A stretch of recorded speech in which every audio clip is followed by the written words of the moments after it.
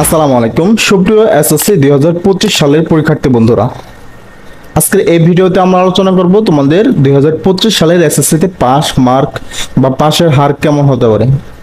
তোমরা আমাকে অনেকেই প্রশ্ন করছিলা যে ভাইয়া আমাদের এবার 2025 সালের পাশের হার কেমন হতে পারে, পাশের হার বেশি হবে নাকি ফেলের হার বেশি হবে, সেটা কিন্তু অনেকে আমাকে কমেন্ট করছিল। আজকের এই ভিডিওতে আমি তোমাদের জানিয়ে দেব যে পাশের হার বেশি হবে নাকি ফেলের হার বেশি হওয়ার সম্ভাবনা বেশি। সো সম্পূর্ণ ভিডিওটি দেখো।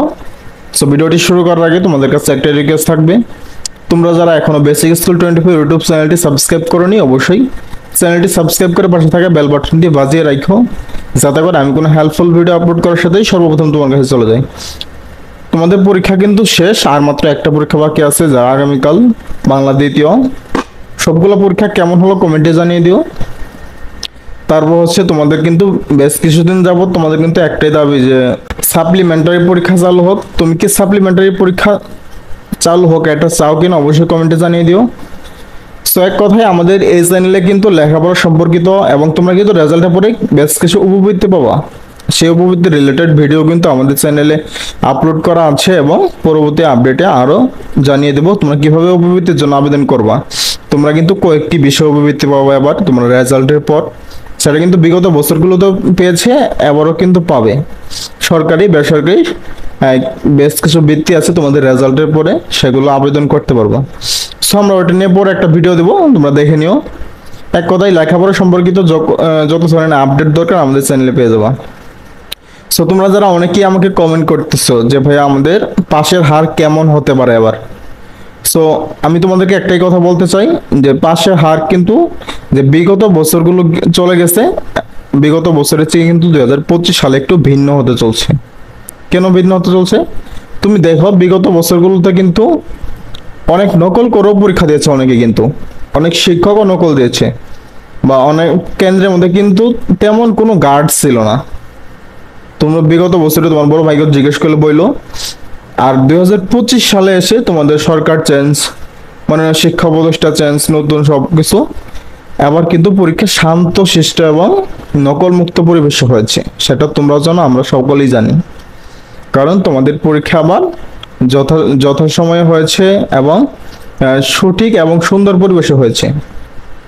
মাননীয় শিক্ষা উপদেষ্টা চৌধুরী রফিকুর আবরার স্যার বলেছেন তোমাদের পরীক্ষা শেষ হওয়ার, অর্থাৎ আগামীকালকে পরীক্ষা শেষ হবে, সেখান থেকে শুরু করে 60 দিনের মধ্যে কিন্তু তোমাদের রেজাল্টই পাবলিশ করা হবে, 60 দিন অথবা 2 মাসের মধ্যেই। পরীক্ষা কেমন দিল অবশ্যই কমেন্টে জানিয়ে দিবা।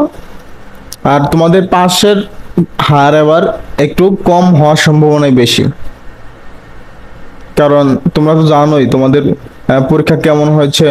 বিশেষ করে অনেক শিক্ষার্থীর কমেন্ট দেখতেছি, গণিতে আমার 8টা এমসিকিউ হয়েছে, 9টা হয়েছে, ইংরেজিতে পরীক্ষা খারাপ হয়েছে, অনেকেই কিন্তু কমেন্ট দেখতেছি ইদানিং, সবারই এমসিকিউটা খারাপ হয়েছে। সাপ্লিমেন্টারি পরীক্ষা চালু করলে কিন্তু তোমাদের জন্য সুবিধা হবে, এবং শুধু তোমাদের জন্য না, বোর্ড পরীক্ষা যতগুলো আছে এসএসসি এইচএসসি সবার জন্য কিন্তু সুবিধা হবে। এই সামান্য একটা সাবজেক্টে ফেল করার জন্যই বা অনেকেই অসুস্থ হয়ে পড়ে পরীক্ষার, সাপোজ মনে করো তোমার সব পরীক্ষা শেষ, বাংলা পরীক্ষাতে বাংলা দ্বিতীয়তে এসে অসুস্থ হয়ে গেছো, কারণ বাংলা দ্বিতীয়তে অ্যাটেন্ড করতে পারতেছে না এমন অসুস্থ, তাহলে কিন্তু তোমার একটা বছর ফেল আসতেছে।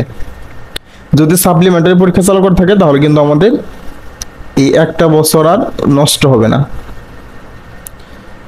সো কথা ওইটা না, কথা যে পরীক্ষার পাশের হার কেমন হবে। পাশের হার আমরা যদি বিগত বছরগুলোতে দেখি, বিগত বছরে কিন্তু পাশের হার কমই ছিল বিগত বছরে, এবার তো আরো কম হওয়ার সম্ভাবনা বেশি। তবে এটা শিওর না যে কম হবে, তবে হ্যাঁ কম হওয়ার সম্ভাবনা কিন্তু বেশি, কারণ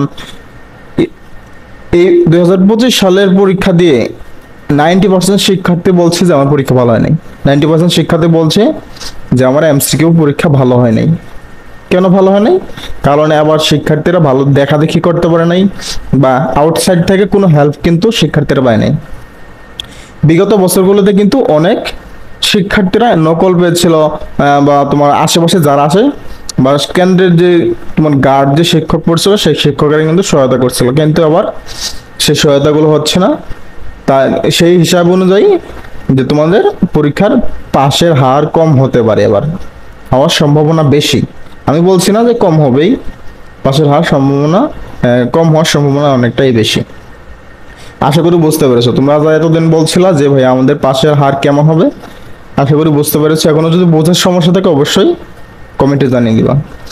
আর একটা বিষয় হচ্ছে, তোমরা যে আন্দোলনটা করতেছ যে তোমাদের সাপ্লিমেন্টারি পরীক্ষা দেওয়া হোক, তোমাদের এই দাবির সাথে কিন্তু আমি একমত আছি।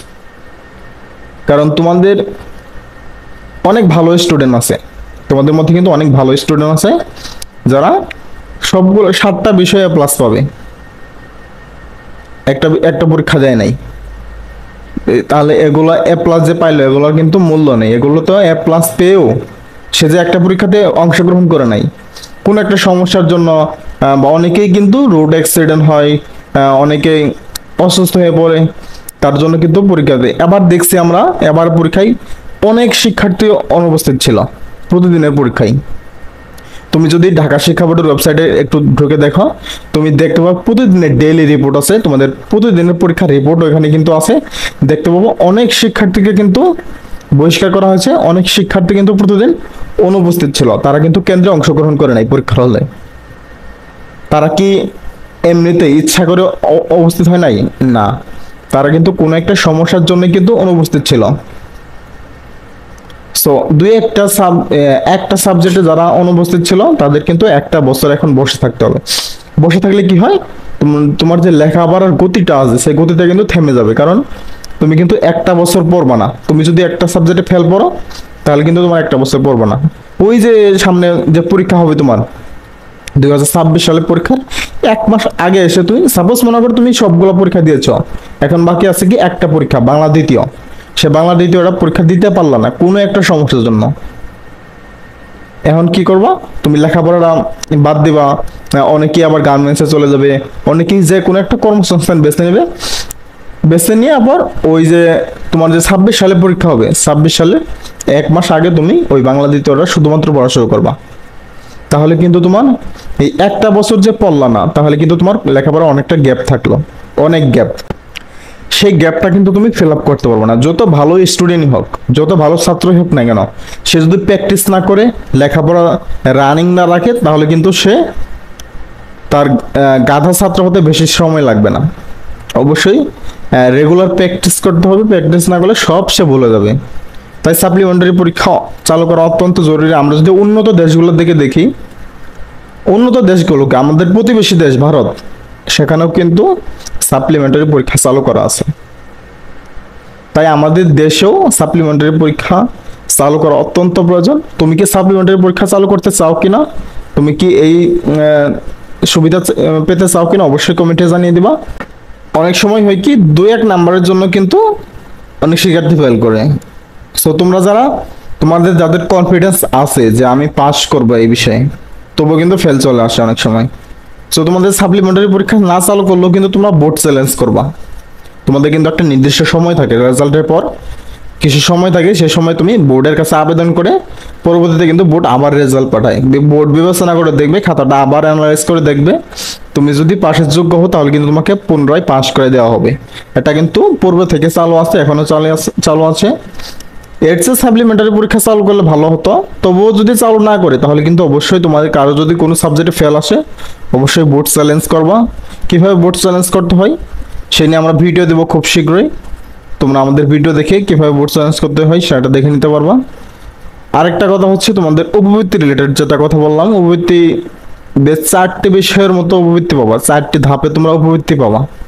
কি কি ধাপে উপবৃত্তি পাবা সেটার ভিডিও আমাদের চ্যানেলে আছে, এবং এর পরবর্তী আপডেট আমরা রেজাল্টের আগে নিয়ে আসবো। তোমরা রেজাল্টের পর আবেদন করতে পারবা, কিভাবে আবেদন করবা সেটাও আমরা সেই ভিডিওতে জানিয়ে দেবো।